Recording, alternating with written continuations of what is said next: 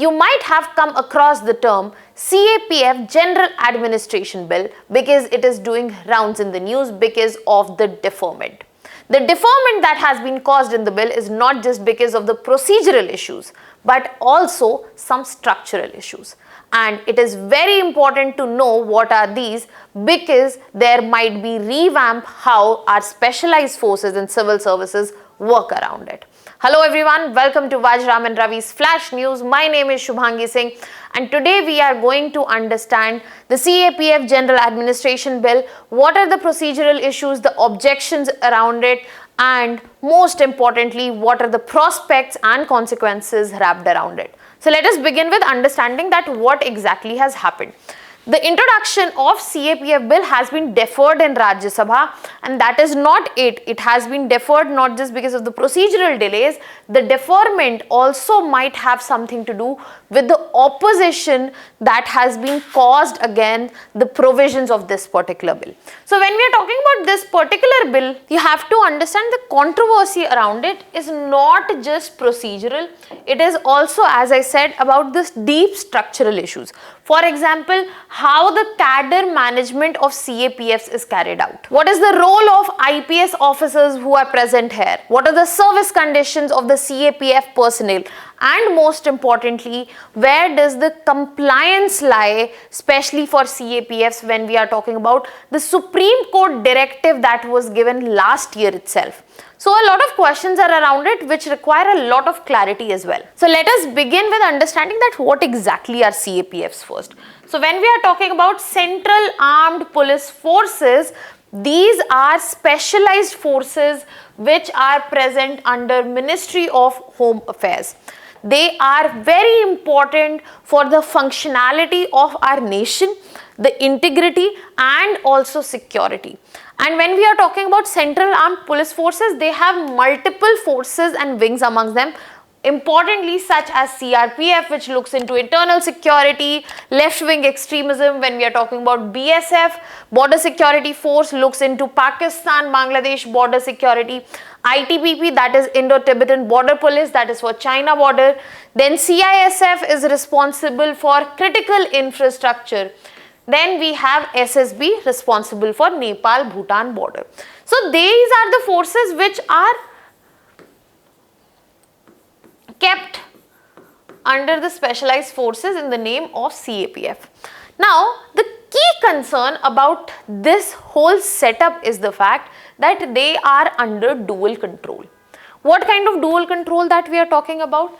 We are talking about that CAPF cadre officers are present, but it is the Indian Police Service officers, IPS officers, which have the promotion and also deputation dominance that is seen.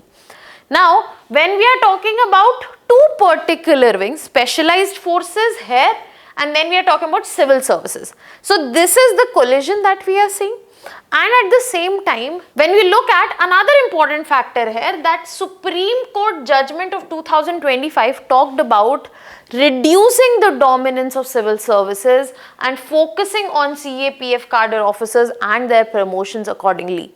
So when we are talking about this particular bill, it also has insight towards that judgment. So let us understand the main provisions that are coming in this bill.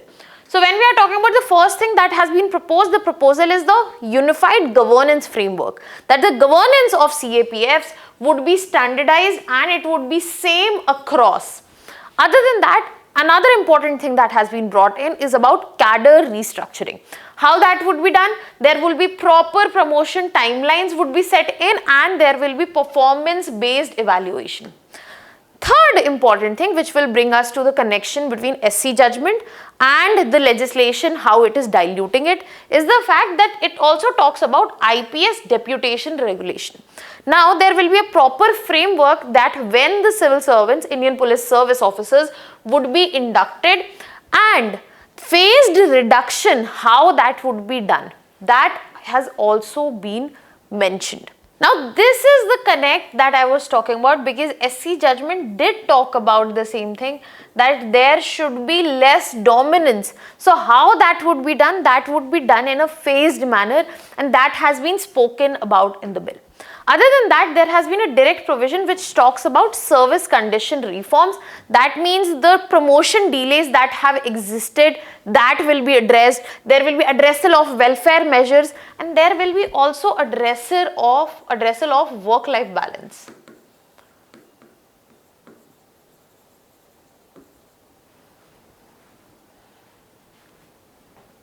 Especially in CRPF and BSF.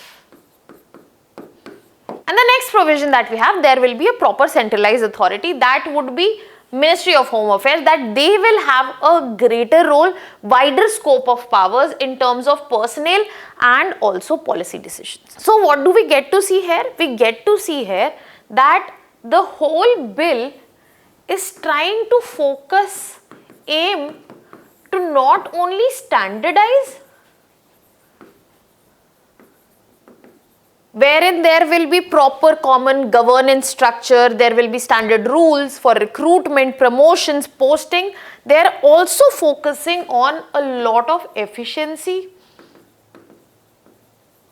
They are also focusing on operational coordination, and most importantly, addressing the structural imbalances that have existed, the dual control that we were talking about. And all of this is being done to bring in a modernization push, just like the style of the armed forces. So there is proper uniformity, efficiency, just like the armed forces style, that will be applicable to the specialized forces as well. Now, when we are talking about these key provisions, now that we have understood, now let us move to understand that what exactly is the opposition, why the opposition is being created and why it has been deferred. So when we are talking about the issue, there are two types of issues. First, the procedural issue.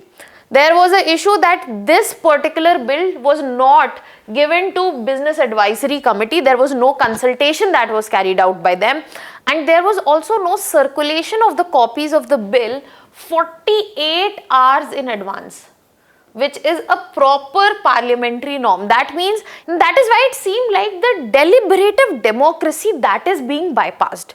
So the first issue is the procedural issue. Now, after the procedural issue, we have structural issues, which are substantive objections which have been brought out by the opposition. For example, when I am talking about the Supreme Court judgment of 2025, opposition feels that the Group A status that was given to CAPF and the judgment that also asked about reducing IPS deputation, when this bill is talking about phased manner, there is no particular timeline that has been given. So this bill might dilute the implementation, and that is why the question about judiciary versus legislation.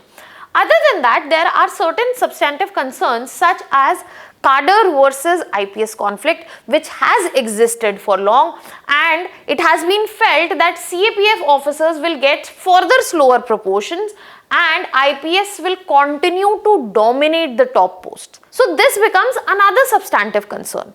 Other than that, when we are talking about welfare, when we are talking about morale, which should be addressed through this particular bill, it seems like that is also not being properly addressed, at least in clear language. And most importantly is the lack of consultation, not just by BAC but also by the standing committee. So opposition wants that this bill should go to the standing committees as well. And there have been certain suggestions about bringing this bill to the experts also, this ex-CAPF personnel also, so as to bring out the actual addressal that can be done through this bill. And that is why when we are looking at this bill, we do see both of the sides. We do have prospects such as that it will bring uniform administration, there will be better coordination, there is probability for modernization, and there can be cadre reform. But at the same time, there are consequences that we need to think about, such as the fact that there will be extreme centralization of power, such as the fact that SC directives might be ignored in a phased manner, such as moral issues which are being attempted to be addressed by this bill, they might still be present and they are not being addressed at all. And most importantly, parliament scrutiny, which is one of the most important fundamentals of a deliberative democracy, that might be getting weakened. So in this context, it is very important to ensure that in coming days, all the consequences or the issues are addressed, that this particular bill is referred to the standing committee, this bill is aligned with the Supreme Court ruling, the cadre reforms are actually carried out in a time-bound proper manner, and the focus should be on improving welfare and working conditions. What are your thoughts on this? Let me know in the comment section. That was all from my side. I'll be leaving you here with the prelims practice question. You can put down your answer. You can put down your answers in the comment section. That was all from my side. Thank you so much.